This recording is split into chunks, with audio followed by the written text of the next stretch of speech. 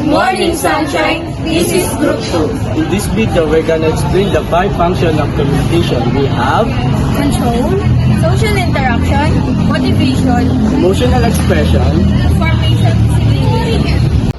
First, we have control. Communication function to control behavior. In this scenario, illustrate the involvement of control. Hey, Christopher! Can I have a favor? Yes, of course. What can I do for you? Can you help me to pick up the books in the library? Yes, pretty sure. Let's go! Second, we have social interaction.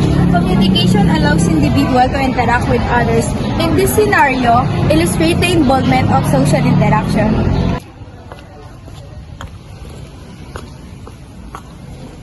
It's you, ready?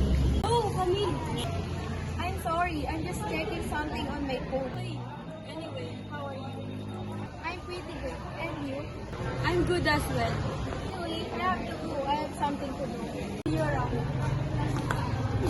You are what you love. Next, we have motivation. Communication motivates or encourages people to live better. In this scenario, illustrates the involvement of motivation.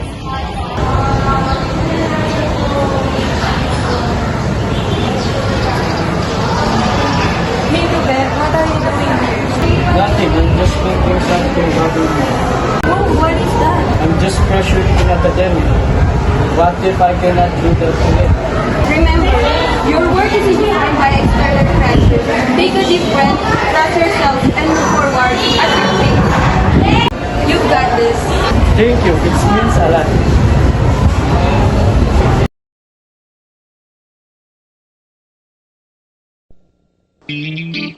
Uy, pansit canton. Yup, Bango ah. lucky me eh. Okay.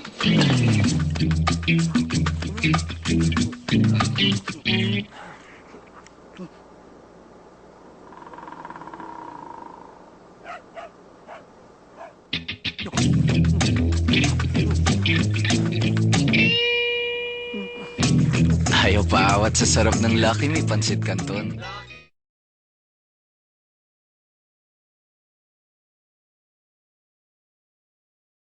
We have emotional expression. Communication facilitates people expression by their feeling and emotions. This scenario illustrates the involvement of emotional expression. What's wrong? I'm sad about my school. What score? I didn't review and I didn't follow the instruction. We talk in the classroom. Okay.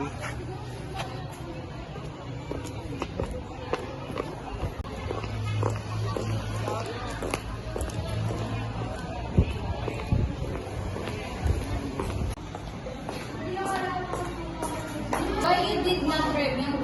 In my time playing online games, How do you feel right now? I'm feeling sad and disappointed to myself. Don't be sad. There's more chances to take. Last, we have information dissemination. Communication function to convey information. In this scenario, illustrate the involvement of information dissemination.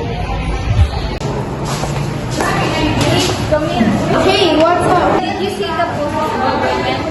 What news? We don't have classes on Friday. Why? There's some...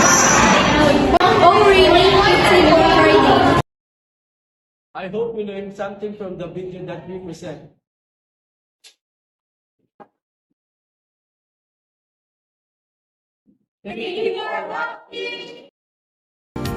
Nandyan ka na.